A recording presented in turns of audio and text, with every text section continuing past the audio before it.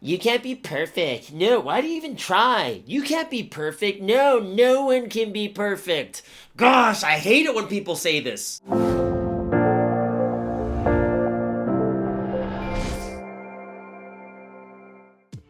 Hey guys, how's it going? Welcome to Espresso with Sky. I am Pastor Sky, and over here are my sidekicks, Chewy and John Wick. Alright, if you haven't done so yet, sub, notification bell, hit all those buttons, right? But the most important thing is, make sure you leave a comment. We want to hear your feedback about today's video, and also leave some questions so that can fuel the next content. Alright guys, if you want to support this ministry, go ahead. We have PayPal and buymeacoffee.com where you can just buy me a latte if you want, alright? So, let's get into today's topic.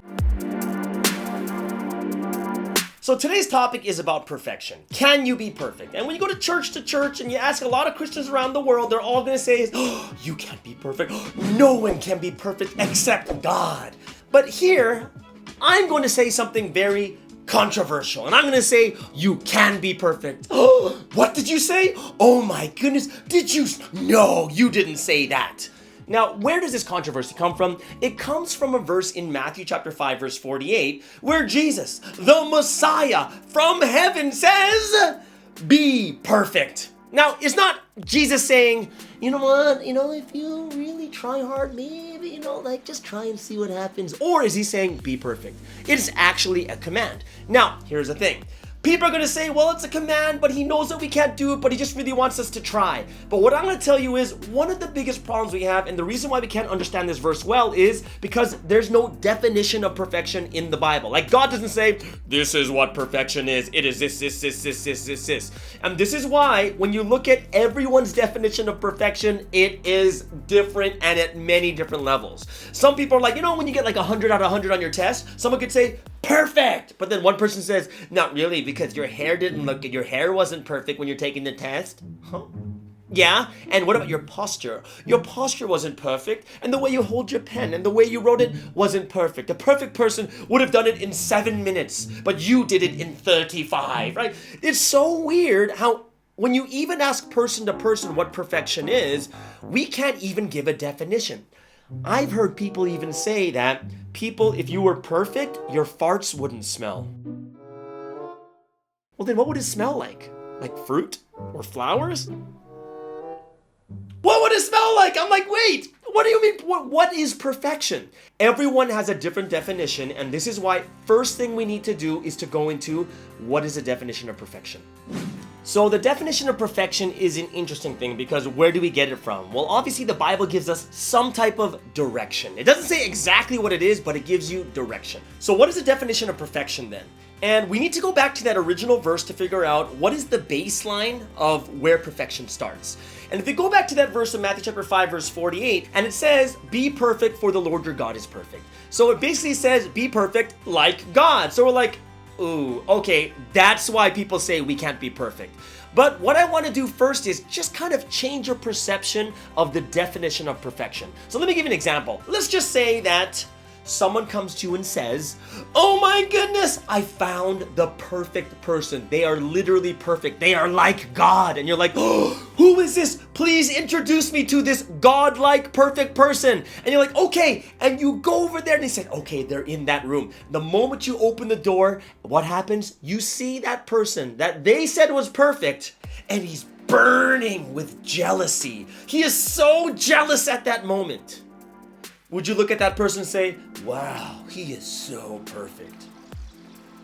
What if there's another person, right? And they said, this person is perfect. Come meet this person. You open the door and guess who it is? Someone who is so angry. They're flipping over tables, throwing computers out the window. They're taking money, throwing it on the ground, and just screaming at the top of their lungs in anger.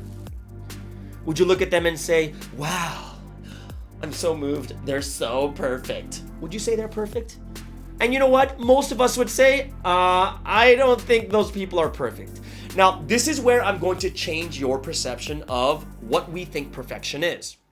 What's the baseline? The baseline is be perfect like God. So let's take a look at who God is. And if we look at Exodus chapter 20, verse 5, you know what it says? It says, I, the Lord your God, am a jealous God. Yeah? So wait a second, if jealousy is imperfect, that means God is imperfect because he's a jealous God? Wait, that doesn't make sense. Or, what about Jesus? Do you remember that time in the Bible? There's a story when Jesus goes into the temple courts, starts flipping tables, throws money all over the ground, whipping animals and sending them out of the temple courts. Now, imagine if someone said to you, I found the Messiah, the perfect man of God. And at that moment, you walk into the temple and you see Jesus doing that. What would you say? Would you say, oh, Messiah, he's so perfect? Would you actually say that? I don't think so. So this is where the problem comes in is, well, if jealousy and anger is not imperfect, but actually perfect, so what's the difference between God's jealousy and our jealousy? God's anger and our anger. What's the difference between us and God? Because we get jealous and angry too, but then it's like, well, that's a sin. But then when God does it, it's not a sin. Well, what's the difference? See, the emotion itself is not imperfection. Emotion is emotion. It happens when something good happens, something bad happens, something that makes you angry. Should there be things that make you angry? Absolutely. It's the emotion itself that's not the problem. Emotion is not wrong. Emotion is perfect. Then what's the difference? The difference between God's jealousy and our jealousy is the reason why. Why does God get jealous and why do we get jealous? So let's take a look at a story like the time of Moses. Moses, what did God do through Moses at that time? He saved them from slavery, from bondage, from this great nation where it was impossible to leave, puts the 10 plagues, and then saves them with parting the Red Sea, and then manna from heaven, and then quail from heaven, and then God's like, all right, they've got to be like, understand that I am with them and great, I love them, I'm going to take care of them. All right, Moses, looks like everything's fine. Just come to the mountains, receive the 10 commandments, okay? And Moses is like, all right, you sure they're going to be okay? Come on, man. I've done everything for them not to like turn off. Like, okay, no, they're going to be fine. Moses goes up for like a month. Like it was 40 days, but it's 40 days. And when he comes back, they're worshiping an idol. Why do you think God is jealous? God's like, I've done everything for you. I showed you 10 plagues, got you out of Egypt, saved you from the Egyptians, but parting the Red. I gave you everything, and then I'm gone for 40 days, and you're already worshiping another God that's not even living. And he says, I'm jealous. And why are we jealous? Oh my gosh, they have a nicer car than me. Oh, they're prettier. Oh, they have nicer skin. Oh, they have a bigger house.